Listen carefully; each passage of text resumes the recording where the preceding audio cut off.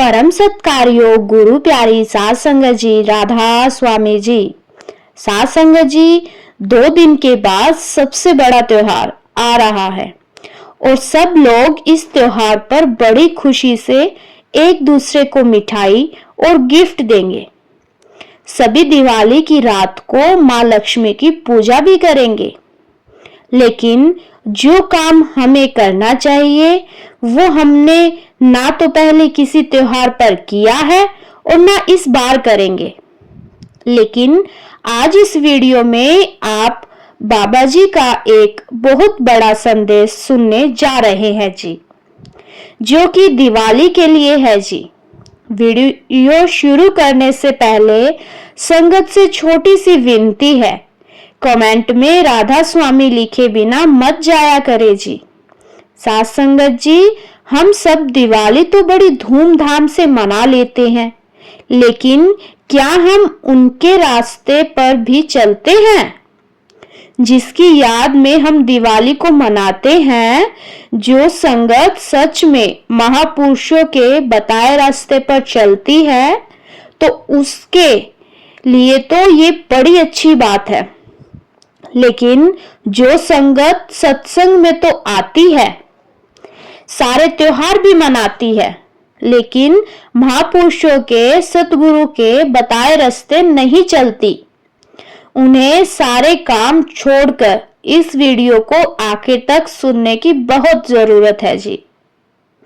भगवान श्री राम ने अपने पिता के सिर्फ एक बार कहने पर अपना राजपाट छोड़ दिया था जी और 14 साल के लिए वनवास पर चले गए थे। जैसे राजा दशरथ श्री राम के पिता थे, बिल्कुल वैसे ही बाबा जी सारी संगत के माता और पिता है जी। संगत श्री राम की याद में दिवाली तो बड़ी खुशी से मनाती है, लेकिन बहुत कम ही संगत ऐसी देखने को मिलती है जो बाबा जी के बताए रास्ते पर चलती हो।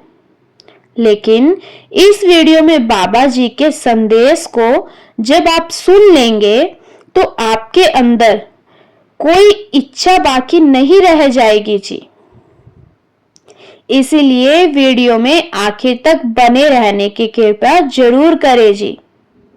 साथ संगत जी, एक सत्संगी बीवी थी जो कि एक बहुत अमीर परिवार से थी जी।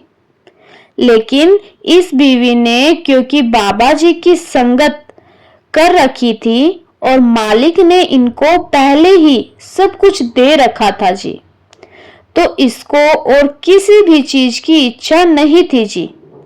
लेकिन इस बीवी का जो पति था वो कहने को तो सत्संगी था, लेकिन बहुत ज्यादा सत्संग नहीं जा पाता था। उसका विश्वास तो बाबा जी पर था, लेकिन व्यापार के कारण वो सत्संग के लिए ज्यादा समय नहीं निकाल पाता था जी। कभी कभी वो अपनी पत्नी के साथ समय निकालकर सत्संग पर चला जाया करता था। इस भाई के 2 बेटे थे जो कि इसका व्यापार में हाथ बटाते थे। इस भाई का व्यापार इतना बड़ा था कि इसके और दोनों बेटे के पास और किसी चीज के लिए टाइम नहीं निकल पाता था जी। हर त्योहार को ये भाई बड़े ही धूमधाम से मनाना पसंद करता थे जी। और दिवाली के मौके पर तो ये अपने कर्मचारियों को और रिश्तेदारों को महंगे गिफ्ट भी दिया करते थे जी। एक बार ये भाई अपने दफ्तर में बैठा हुआ कुछ काम कर रहा था कि अचानक इसके दिल में दर्द उठने लगा और इसके नौकरों ने फटाफट डॉक्टर की एक टीम को बुलाया। डॉक्टरों ने चेक करने के बाद सब कुछ नॉर्मल बता दिया और वहां से चले गए। लेकिन ये बात इस भाई के मन में घर कर गई। अब ये सोचने लगा कि मेरा इतना बड़ा व्यापार है और अगर मुझे अचानक कुछ हो गया तो मेरे दोनों बेटे मेरे पैसे और जायदाद के लिए आपस में लड़ने ना लग जाएं। इसीलिए मैं अपने रहते हुए ही दोनों के नाम आधा आधा हिस्सा कर देता हूं। इस भाई ने उसी समय अपने अकाउंटेंट को अपने दफ्तर में बुलवाया और उसने कहा कि आप मुझे ये बताएं कि मेरे पास कुल कितनी संपत्ति है और कितना पैसा है। मुझे सब कुछ टोटल करके बताइए, जिससे कि मैं अपनी वसीयत लिख सकूं। अकाउंटेंट ने कहा कि जी, इसके लिए मुझे 2 दिन का समय लगेगा, क्योंकि आपके पास न जाने कहां कहां जमीनें हैं और कौन कौन से अकाउंट में कितना कितना पैसा है और सोना चांदी है। हर चीज का हिसाब लगाने में मुझे 2 दिन चाहिए।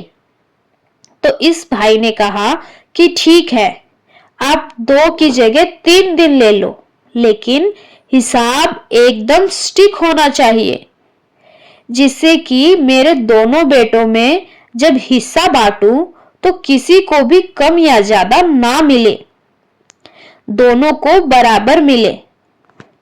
तो अकाउंटेंट ने कहा कि जी ठीक है।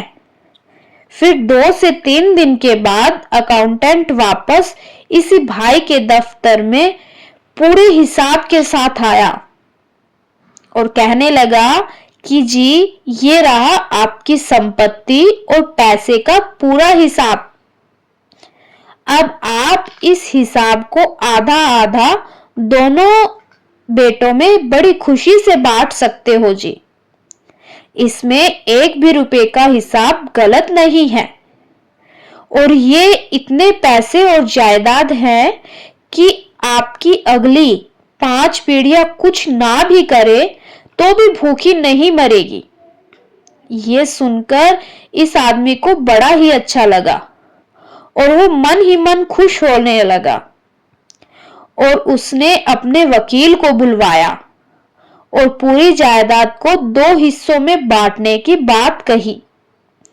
वकील ने एक वसीयत लिख दी, जिस पर लिखा गया कि इस भाई के मरने के बाद ये सारी जायदाद इस भाई की पत्नी के नाम हो जाएगी और इसकी पत्नी के बाद इसके दोनों बेटों के नाम आधी आधी हो जाएगी। वसीयत को लिखकर इसने एक कॉपी वकील को दे दी और दूसरी अपने पास संभाल कर रख ली। अगले 2 से 3 दिन इस भाई को खुशी के मारे ये सोच सोच कर नींद नहीं आई कि इसके पास इतना सारा पैसा है कि इसकी 5 पीढ़ियां भूखी नहीं मरेगी। लेकिन 3 दिन के बाद इसके मन में पॉजिटिव सोच बदलकर नेगेटिव सोच आने लगी। ये सोचने लगा कि अगर मेरे पास सिर्फ 5 पीढ़ियों जितना ही पैसा है तो इसका मतलब 5 पीढ़ियों के बाद मेरी अगली पीढ़ी तो भूखी मर जाएगी। इस सोच ने इस भाई को बड़ा ही परेशान कर दिया और अब इसके अंदर और भी ज्यादा से ज्यादा पैसे कमाने की इच्छा होने लगी। अब इस इच्छा को पूरा करने के लिए इसने दिन रात मेहनत करनी शुरू कर दी और इस उम्र में इतनी ज्यादा मेहनत करने की वजह से ये बीमार रहने लगा। लेकिन बीमार रहने के बाद भी ये दिन रात दफ्तर में काम करता, क्योंकि इसको अपनी आने वाली पीढ़ियों की चिंता थी। जब इसकी हालत बहुत ज्यादा खराब रहने लगी तो एक दिन इसकी पत्नी ने इससे कहा कि मालिक ने हमें इतना कुछ तो पहले से ही दे रखा है, अब आप इस उम्र में इतनी ज्यादा मेहनत क्यों करते हो? हमें अब और कुछ नहीं चाहिए, आप अपनी सेहत का ध्यान रखा करो। लेकिन इस भाई को तो चिंता सता रही थी कि इसकी छठी पीढ़ी का क्या होगा। और एक दिन पत्नी ने बार बार पूछने के कारण इसने अपनी इस चिंता के बारे में अपनी पत्नी को बता दिया। ये सुनकर इसकी पत्नी हंस पड़ी और वो कहने लगी कि आप खुद को सत्संगी कहते हो, गुरु के मार्ग पर चलने की बात भी करते हो, लेकिन क्या आप सच में गुरु के मार्ग पर चलते हो?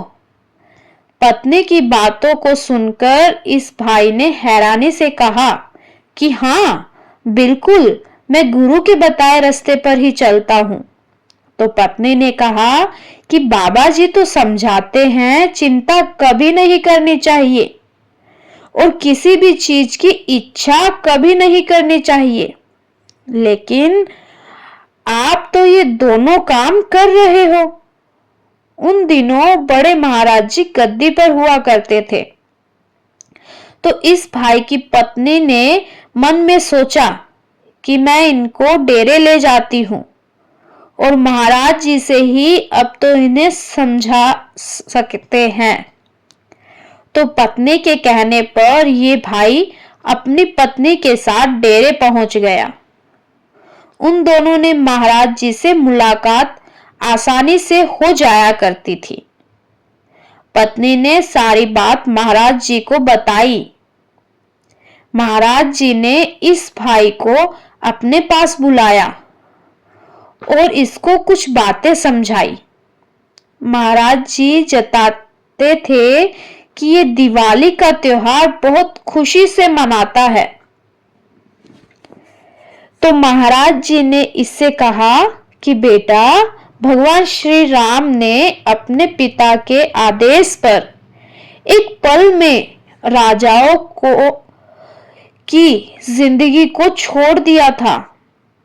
उन्होंने सारी इच्छाओं को छोड़कर बड़ी खुशी से एक फकीर की जिंदगी को अपनाया था और ना ही श्री राम को इस बात की चिंता थी कि इतने बड़े वनवास में उनकी पत्नी और भाई का गुजर बसर कैसे होगा।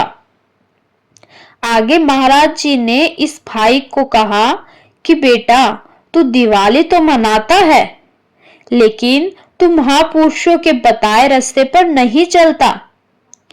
तुझे मालिक ने सब दिया है, लेकिन तेरी इच्छाएं खत्म ही नहीं हो रही हैं और अपनी इच्छाओं को पूरा करने के लिए तू उस मालिक को ही भूल कर बैठा है जिसने तुझे सब कुछ दिया है।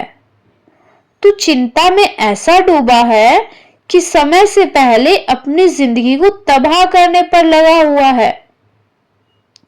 आगे महाराज जी ने समझाया कि जब हम किसी जानवर को रोटी डालते हैं तो वो उतनी ही रोटी खाता है जिससे उसका पेट भर सके और बाकी रोटी को वही छोड़कर चला जाता है।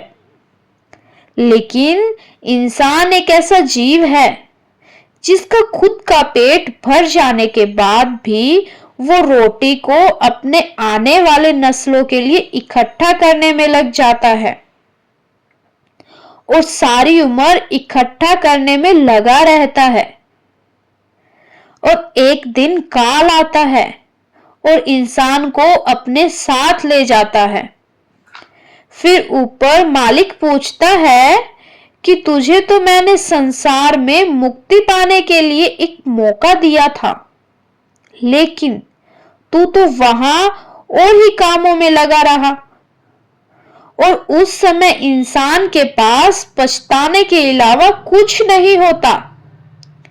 फिर इंसान मालिक से एक और मौका मांगने लगता है, लेकिन रूह को 84 के चक्कर में भेज दिया जाता है। महाराज जी ने आगे इसको समझाया कि दिवाली पर बाहरी दीपक बड़ी खुशी से जलाओ, लेकिन तृप्ति तभी मिलेगी जब अंदर का दीपक जल उठेगा। और जिस दिन भजन सिमरन करके अंदर के प्रकाश को प्रकट करके अंदर के अंधेरे को खत्म करेंगे, जिस दिन अंदर का दीपक जल उठा, उस दिन तू इस संसारी चिंताओं और इच्छाओं से अपने आप मुक्त हो जाएगा। कुछ चिंताओं को मालिक के ऊपर भी छोड़ देना चाहिए। जो मालिक तेरे आने वाली पीढ़ियों को जन्म दे सकता है, मां के पेट में भोजन पहुंचाने की व्यवस्था कर सकता है, वो मालिक तेरी अगली नस्लों के खाने का इंतजाम करके ही उन्हें संसार में भेजेगा। इसीलिए तू उन सब की चिंता को छोड़ और सिर्फ अपनी फिक्र कर। नामदान लिए तुझे बहुत साल हो गए हैं, लेकिन कमाई बिल्कुल जीरो है। दुनियावी दौलत तो बहुत इकट्ठा कर ली, अब असल दौलत कब इकट्ठी करेगा? महाराज जी के प्रवचनों को सुनकर इस भाई ने चिंता करनी छोड़ दी और नाम की कमाई में लग गया। साध संगत जी, ये बात बिल्कुल सच है कि हम सब सिर्फ त्योहारों पर मौज मस्ती करते हैं, लेकिन त्योहार क्यों मनाया जाता है, इस बारे में हम ना तो बात करते हैं और ना विचार करते हैं। हर त्योहार एक बहुत बड़ा संदेश लेकर आता है और हमें चाहिए कि हम हर त्योहार के पीछे की कहानी को अपने बच्चों को जरूर सुनाएं, जिससे कि बच्चों में अच्छे संस्कार जा सके। आइए हम सब इस दिवाली अपने सतगुरु के वचन दे और अपनी इच्छाओं और चिंताओं को दिवाली के दीपक में जला दे और सब कुछ मालिक की मर्जी पर छोड़कर 24 घंटे में से थोड़ा समय भजन सिमरन को भी दे। इसी के साथ मैं आपसे विदा लेती हूँ। वीडियो को शेयर करने की सेवा जरूर कीजिए और जो मेरे सत्संगी भाई बहन इस चैनल पर पहली बार आए हैं, वो चैनल को सब्सक्राइब करके अपने इस चैनल का हिस्सा जरूर बने जी। ये परिवार लगभग 100 सब्सक्राइबर तक पहुंचने वाला है जी, आप सबकी कृपा से। बाबा जी की मेहर है और आप सबका साथ है। गुरु प्यारी साध संगत जी, राधा स्वामी जी।